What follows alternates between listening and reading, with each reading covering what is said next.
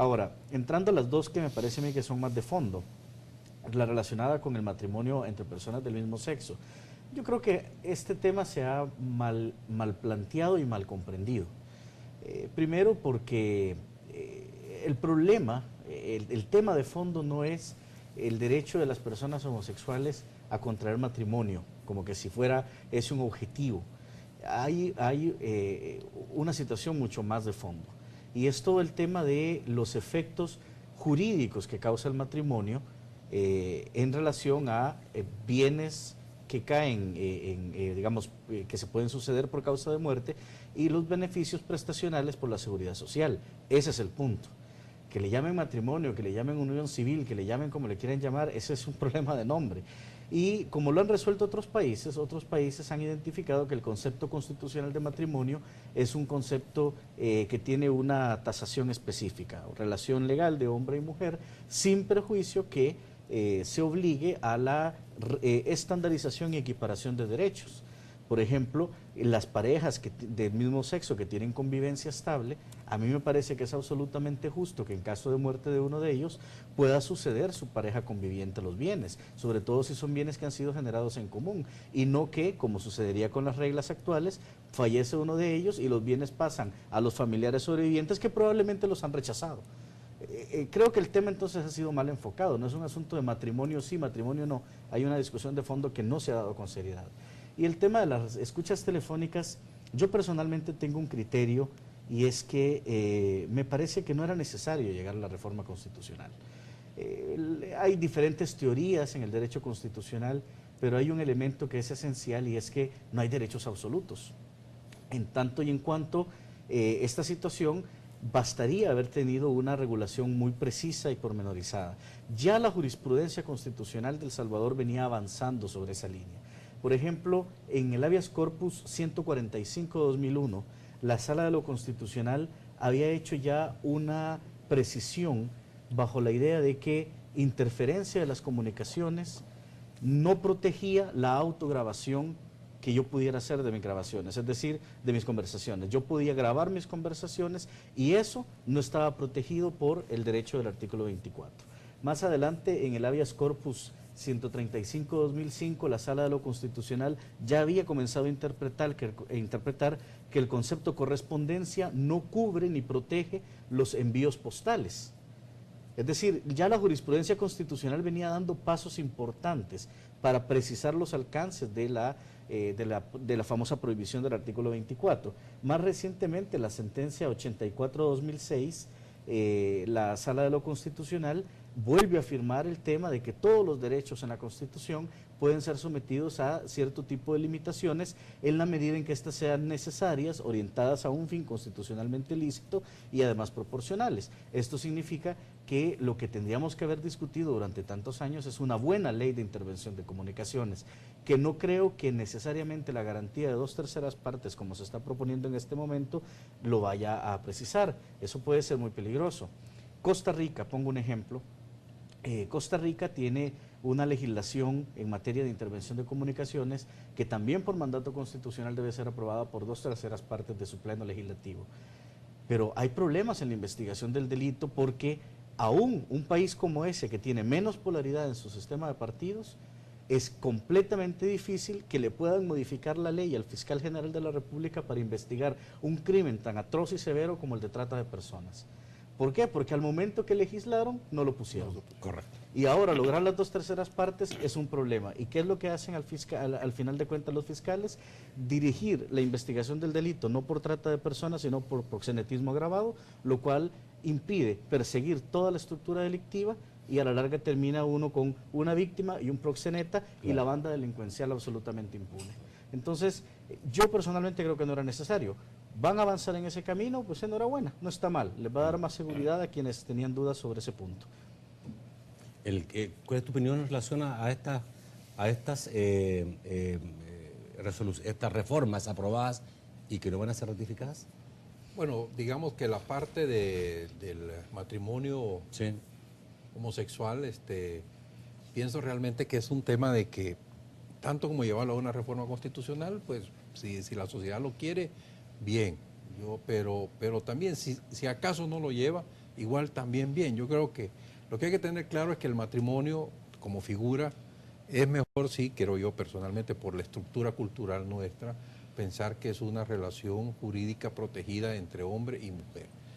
Pero coincido plenamente con el licenciado de que las parejas homosexuales generan una relación que también debería buscarse un cierto nivel de protección que asimile a lo que puede ser un matrimonio. Hay cuestiones que creo que hay que ver con más cuidado, como el hecho de que puedan adoptar hijos o cosas de esas que creo que son más delicadas, pero sí comparto que toda la relación de bienes y las garantías entre parejas debería protegerse y tener algún nivel de protección jurídica en ese sentido. No necesariamente constitucional, pero como digo, si llegan a eso, bien. Ahora, en el tema del medicina legal, yo sí creo que hubiera sido ideal sacarlo de la Corte, pero sacarlo discutiendo algo que él ya mencionó también, que es el tema del financiamiento. El problema del financiamiento de la Corte Suprema, que tiene un piso del 6% de los ingresos corrientes, debería ampliarse esa discusión a incluir a la Fiscalía dentro de la protección del piso presupuestario. Porque mientras la Fiscalía no tenga una protección equivalente al que tiene la Corte Suprema, es decir, el órgano judicial, entonces resulta que, como dije, tenemos una rótula débil. Tenemos unos jueces fuertes con el 6%, tenemos una policía con el 6% más el fideicomiso y tenemos una fiscalía que casi no tiene recursos. Entonces realmente creo que hay un problema grave ahí.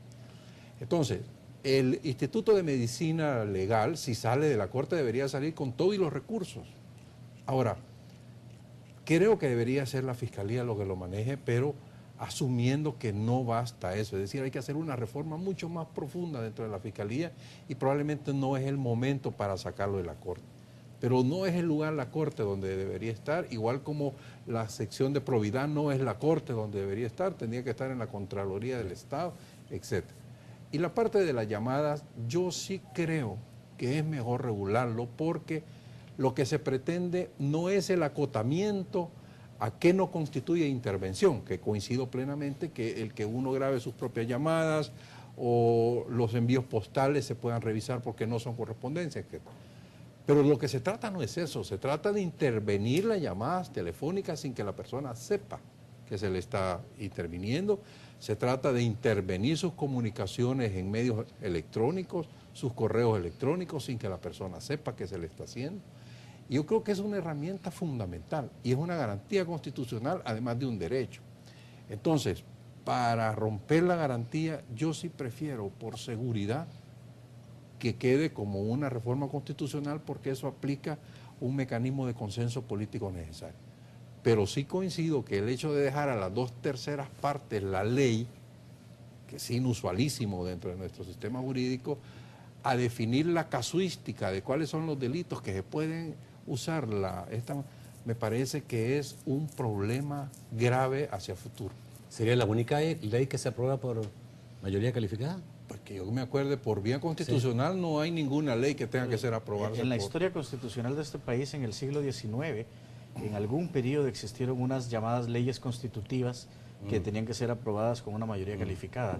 Eran 3 leyes, la ley del estado de sitio, la ley de amparo y la de imprenta, me parece. Pero actualmente no. Actualmente no. Bueno, y el otro son los que ni siquiera, digamos, van a ser propuestos, ¿no? Por esta asamblea para ser ratificados por la próxima. Y que son 2 temas que tanto se habló sobre todo por la izquierda y yo no veo hoy día interés por llevarlo a cabo. Una era la conversión de la Corte de Cuentas en una Contraloría General de la República y también por la cual también se le pusiera mayores requisitos para la elección de los magistrados de esta entidad. Y el otro era el separamiento de funciones del Tribunal Supremo Electoral para establecer un tribunal administrativo y un tribunal jurisdiccional.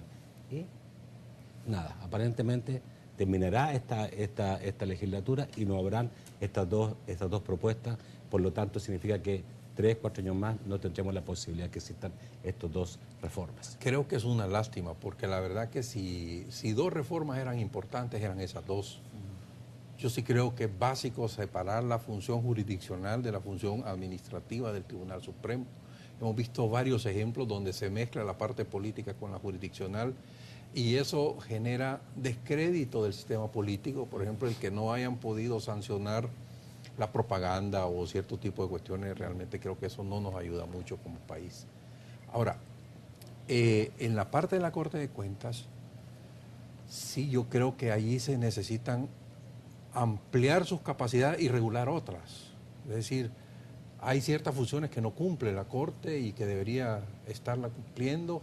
Hay cosas que debería hacer, pero no tiene la facultad para poder hacerlo.